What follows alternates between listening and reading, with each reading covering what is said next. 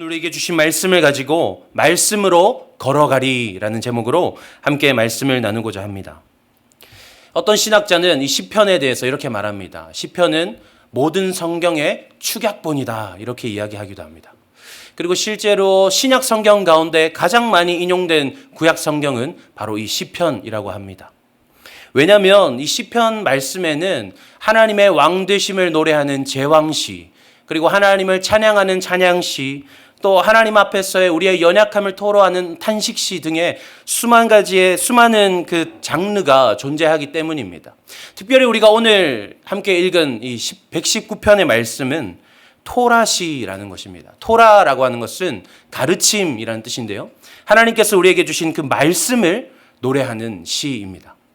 시편에는 150편까지의 많은 시들이 있지만 1편과 19편 그리고 119편 단 3편의 시만이 하나님의 말씀을 고백하고 있다라는 것을 우리가 알 수 있습니다. 우린 이 토라 시들을 통해서 이 시편 기자가 하나님의 말씀을 삶 가운데 어떻게 고백하고 있는가를 살펴볼 수 있습니다. 그리고 그 말씀을 우리가 함께 묵상함을 통해서 하나님의 말씀이 우리의 삶 가운데는 어떻게 나타나야 하는가를 우리가 고민해 보아야 합니다. 오늘 본문은 말씀을 어떻게 소개합니까? 하나님의 말씀을 무엇이라고 소개하고 있습니까? 주의 말씀은 내 발의 등이요 내 길의 빛이니이다 라고 말합니다. 제가 어릴 때부터 사용했던 큐티 책이 있는데요. 제가 청소년부 시절에는 청소년 매일 성경이라는 큐티 책을 사용했었습니다. 그 큐티 책에 보면 가장 표지에 이렇게 적혀 있습니다. 주의 말씀은 내 발의 등이요 내 길의 빛이니이다. 시편 119편 105절 말씀. 이것이 책이 아무리 디자인이 바뀌어도 이 말씀은 변하지 않더라고요. 그래서 이 큐티 책을 볼 때마다 제가 가장 많이 본 큐티 책이 이제 표지였는데 표지를 볼 때마다 하나님 말씀은 나의 등이 되고 내 길의 빛이 되는구나. 그래서 이 말씀을 보면은 저는 그렇게 생각했었습니다. 내가 말씀을 가까이 하면 이 큐티를 열심히 하면 하나님께서 내 인생 가운데 고속도로를 뚫어 주시는구나. 내 인생길이 앞으로 탄탄대로처럼 뚫리겠구나. 그렇게 생각했습니다. 또 다른 묵상으로는 하나님께서는 사실은 내가 알지 못하는 그 고속도로를 이미 내 인생 가운데 뚫어 놓으셨는데 내가 이 말씀을 통해서 하나님께서 그 뚫어 놓으신 고속도로에 가로등을 쫙 비춰주시겠구나.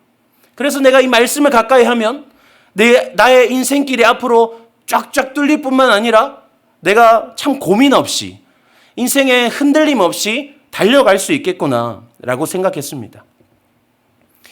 그런데 말씀을 깊이 연구하고 묵상할수록 제가 생각했던 그 어릴 적의 묵상이 하나님께서 의도하신 바와는 다른 방향이었다라는 것을 깨닫게 되었습니다.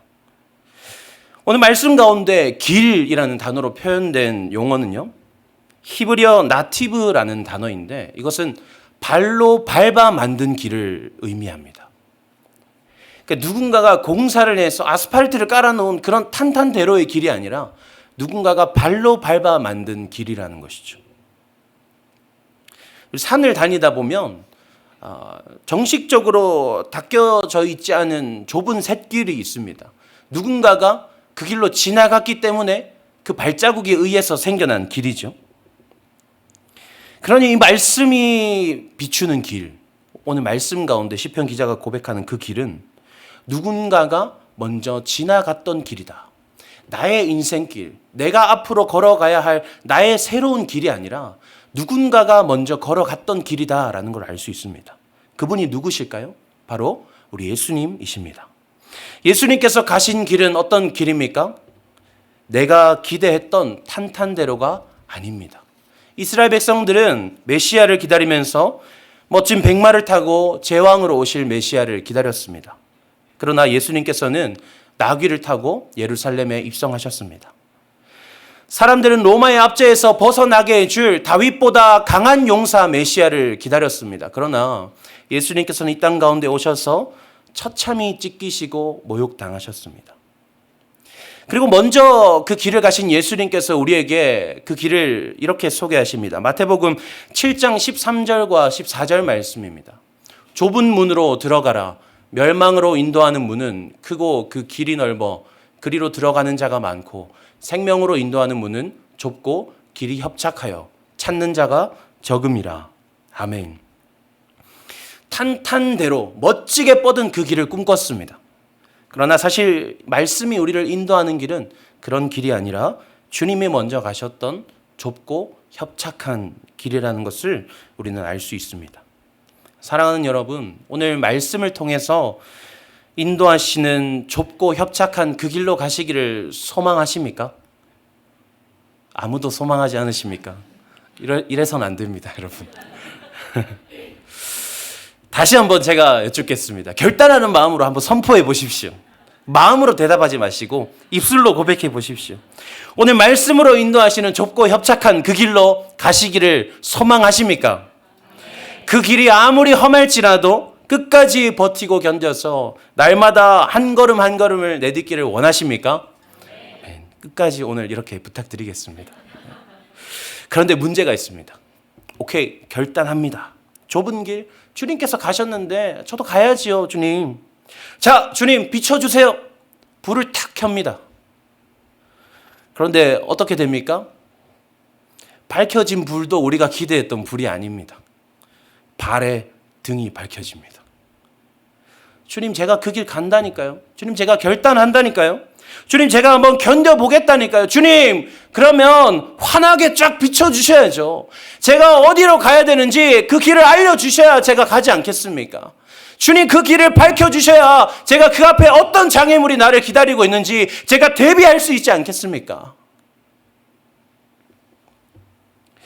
도시에서는 잘 느끼지 못하는데 시골길을 가다 보면, 차를 몰고 시골길을 가다 보면 이 차가 비추는 헤드라이트의 불빛이 얼마나 좁은 범위만을 비춰주는가를 우리는 볼 수 있습니다. 저희 할머니 댁이 경남 합천인데요. 그 집을 가려면 이제 고속도로에서 벗어나서 시골길을 한 20-30분 가야 됩니다. 그러면은 이제 왼쪽에는 산이 있고 오른쪽에는 계곡이 있습니다. 그러면 완전한 시골길을 20-30분 가량 가야 되는 것이죠. 사실 운전할 때 상향등을 켜는 것은 매너가 아니지 않습니까?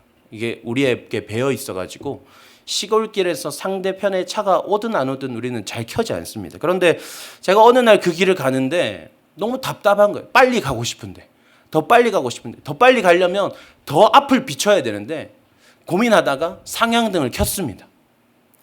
그런데 맞은편에 아무 차가 오지 않았음에도 저는 그 상향등을 빨리 다시 끌 수밖에 없었습니다.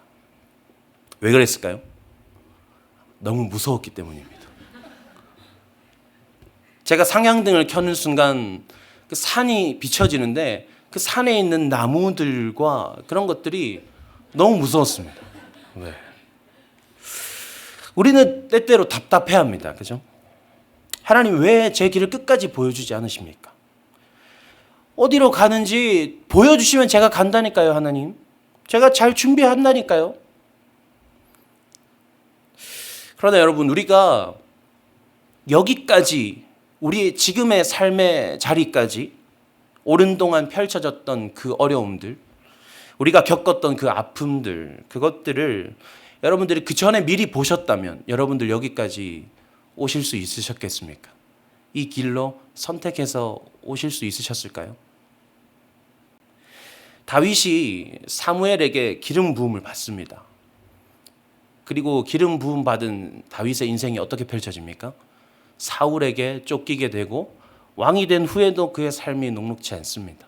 아들들이 자꾸만 반역을 일으킵니다. 그리고는 심지어 내 아들이 죽는 것을 보게 됩니다. 내 목숨이 위협받고 내 아들이 죽는 것을 보게 되는 그 길, 그것을 미리 알았다면 과연 다윗이 사무엘이 찾는다는 그 소식 앞에 달려갈 수 있었을까요? 저라면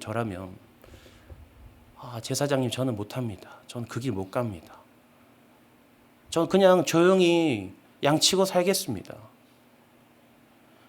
저요, 하나님, 양치는데 아무 문제 없어요. 지금 이 삶 만족하고요. 뭐 사자와 곰이 와도 제가 다 때려 죽이잖아요. 저 아무 문제 없어요. 저 이 삶 만족해요. 그렇게 이야기했을 것 같습니다. 베드로가 예수님을 처음 만났을 때 예수님께서 만약 나를 따라오라 내가 너로 하여금 사람을 낚는 어부가 되게 하리라. 그런데 너가 나를 따라오면 너는 십자가에 거꾸로 못 박혀 죽게 될 것이다. 네. 만약 그렇게 예수님 말씀하셨더라면, 베드로가 자신의 최후가 그렇게 될 것을 미리 알았더라면 과연 그물을 버리고 예수님을 따라 나설 수 있었을까요? 결코 쉽지 않았을 것 같습니다. 또한 하나님의 말씀이 고작 내 발의 등이라는 것은 나를 감추는 것이기도 합니다. 작은 등불을 가진 사람은 자기 얼굴을 돌아볼 여력이 없습니다. 그저 내가 내딛어야 할 한치 앞에 어떤 장애물이 있는지, 땅이 고르게 펼쳐져 있는지, 혹시나 진흙탕은 아닌지 그것을 살펴보기에 여념이 없습니다. 우리가 얼마나 연약한 존재입니까?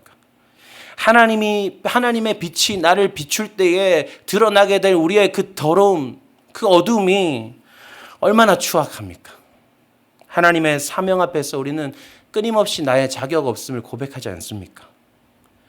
제 삶만 보아도 연약함을 감추시는 은혜가 얼마나 놀라운 하나님의 은혜인지를 절실하게 느끼고 있습니다. 저는 저희 부모님과 저희 아내의 부모님, 이제 양가 부모님께서 다 대구에 계시는데요. 아이를 키우고 또 아기가 태어날 그 시점에서 그 양가 부모님이 계신 그 지역을 떠나서 타지로 이동을 한다는 것은 결코 쉽지 않은 도전이었습니다. 제가 지난주 휴가 기간 동안에 양가 부모님 댁을 전전하며 일주일을 보냈는데 너무 행복한 시간을 보냈습니다. 이제껏 못 잔 잠을 다 자고 온 것 같습니다. 근데 이 말씀 묵상하는 가운데 너무 공감이 되어지더라고요. 이렇게까지 힘들 줄 알았으면 나는 못 왔겠다. 현실의 문제를 고백하게 됐습니다. 내가 이렇게까지 부족한 줄 알았으면 그냥 대구 있을걸. 그래도 나름 대구에서는 좀 에이스로 이렇게 옆에 교회에서 어떻게 하나 이렇게 오시기도 하고 그런 사람이었는데 그냥 뱀의 꼬리로 살 걸. 뱀의 머리죠. 네, 꼬리가 아니고. 그런데 후회되고 다시 돌아가야겠다라고 결론 맺어지지는 않았습니다. 이 말씀 묵상하는 가운데 다행이다. 참 다행이다. 하나님께서 나의 연약함을 내가 보지 못하게 하셨구나. 이렇게까지 내가 부족한 줄 알았다면, 이렇게까지 타향살이가 힘든 줄 알았다면 내가 엄두도 내지 못하셨을 것을 하나님께서 감추셨구나 라는 고백을 하게 되었습니다. 우리가 위대한 성경의 인물을 떠올리면 누구를 떠올릴 수 있을까요? 제가 어제 저희 청소년부 중학교 1학년 학생을 만났습니다. 그 친구를 만나니까 그 친구가 엄청 즐거운 목소리로 저한테 이렇게 말하더라고요. 강사님, 저 수련회 끝나고 성경 공부가 재밌어졌어요. 막 이러는 거예요. 그러면서 제가 요즘 사도 바울에 빠졌는데 사도 바울이 너무 멋있어요. 그러더라고요. 사도 바울이라는 사람 얼마나 훌륭한 사람입니까? 아주 위대한 목회자고 위대한 전도자지요. 근데 그 자신도 부족함을 고백합니다. 빌립보서 3장 12절 말씀을 보면 바울이 자신의 사역 가운데 이렇게 고백합니다. 내가 이미 얻었다 함도 아니요 온전히 이루었다 함도 아니라. 이미 얻은 것도 아니고 이룬 것도 아니다라고 말합니다. 사도 바울보다 나은 자가 누가 있을까? 라고 우리는 생각합니다만 그 사도 바울조차도 나는 아직 된 것이 없다라고 말하는 것이죠. 누구보다 말씀을 밝히 알았고 누구보다 하나님 말씀에 충성되이 살았던 사도 바울입니다. 그러나 나는 여전히 부족하다라고 고백하는 것이죠. 그래서 11절 말씀에 이렇게 고백했습니다. 어떻게 해서든지 죽은 자 가운데서 부활에 이르려 하노니. 내 안에 그리스도의 완전하심을 이루기 위해서 내가 어떻게 해서든지 달려가 보겠노라.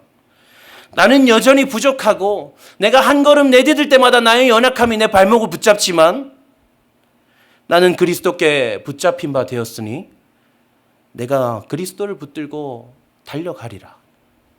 이렇게 고백하는 것입니다.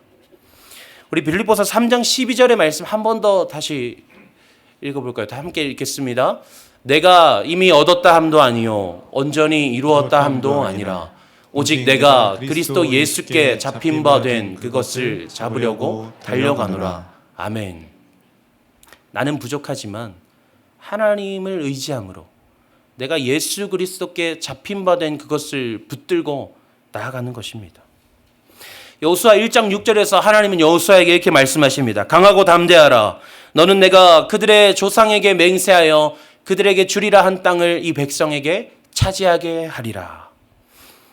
젖과 꿀이 흐르는 그 가나안 땅, 그 땅을 다 차지할 것이다. 내가 이미 주었노라. 하나님께서 말씀하십니다. 그리고 여호수아에게 하나님이 그 방법에 관한 것으로 어떤 것을 제시하십니까? 1장 8절 말씀 우리 함께 읽도록 하겠습니다. 시작. 이 율법책을 내 입에서 떠나지 말게 하며 주야로 그것을 묵상하여 그 안에 기록된 대로 다 지켜 행하라. 그리하면 내 길이 평탄하게 될 것이며 내가 형통하리라. 아멘. 네가 그 땅을 차지하기 위해서 네가 행해야 할 것은 말씀 앞에 서는 것이다. 그 말씀을 가까이 하고 말씀대로 행해라. 그러면 내가 너와 함께 할 것이고 내가 너의 모든 길을 이루겠다 말씀하십니다. 사랑하는 여러분, 주님이 가신 그 좁은 길로 가기를 원하십니까? 그런데 내 앞에 대적이 두렵고 나의 연약함이 내 발목을 잡진 않을까 걱정되십니까? 사실 우리가 이미 그 길을 걷고 있지 않습니까? 얼마나 힘드십니까? 얼마나 큰 아픔을 겪고 계세요? 감히 생각해 보건대 우리 가운데는 제가 상상도 할 수 없는 어려움을 이미 겪고 계신 분도 계시리라 생각이 됩니다. 그런데 우리 오늘 주신 말씀 붙들고 우리가 조금만 더 힘내보기를 소망합니다. 우리가 조금 더 간절히, 조금 더 처절하게 하나님 말씀을 붙들어 보기를 소망합니다. 그렇게 된다면 주의 말씀이 오직 내 발의 등이 되어서 내 앞에 대적을 감추시고 나의 연약함마저도 감추실 것입니다. 할렐루야. 그저 그렇게 한 걸음 한 걸음 우리가 날마다 내디딜 수 있도록 하나님께서 우리의 걸음을 인도하실 것입니다. 할렐루야. 바울도 이런 어려움 가운데 있었던 것 같습니다. 그래서 이렇게 빌립보서 3장 20절 말씀에서 이렇게 선포합니다. 그러나 우리의 시민권은 하늘에 있는지라.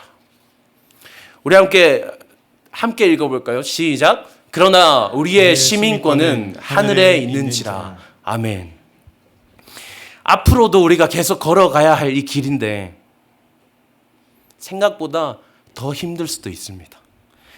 우리가 이미 힘든 시간들을 겪어오며 이 길 가운데 있지만 앞으로 얼마나 더 어려운 일들이 펼쳐질지 우리는 알지 못합니다. 어쩌면 우리를 가로막고 있는 그 장애물들은 우리의 능력보다 더 큰 것일지도 모릅니다. 어쩌면 그 길 가운데 서 있는 내 자신이 내 생각보다 더 형편없게 느껴질지도 모릅니다. 그러나 나는 그럼에도 주님의 길로 가리라. 그럼에도 주님께서 밟아내신 그 길로 나는 걸어가리라. 우리가 믿음으로 선포한다면 우리가 고백하는 순간 이미 우리는 하늘의 시민권을 가진 자인 줄로 믿습니다. 아멘. 오늘 우리에게 주신 믿음의 고백 우리 함께 선포하시겠습니다. 우리 욥기 23장 10절 말씀 오늘 우리의 믿음의 고백으로 함께 고백하기 원합니다. 우리 함께 먼저 고백하신 후에 기록하시겠습니다. 함께 고백하겠습니다. 그러나 내가 가는 길을 그가 아시나니 그가 나를 단련하신 후에는 내가 정금같이 되어 나오리라. 아멘. 함께 묵상하시면서 기록하시겠습니다.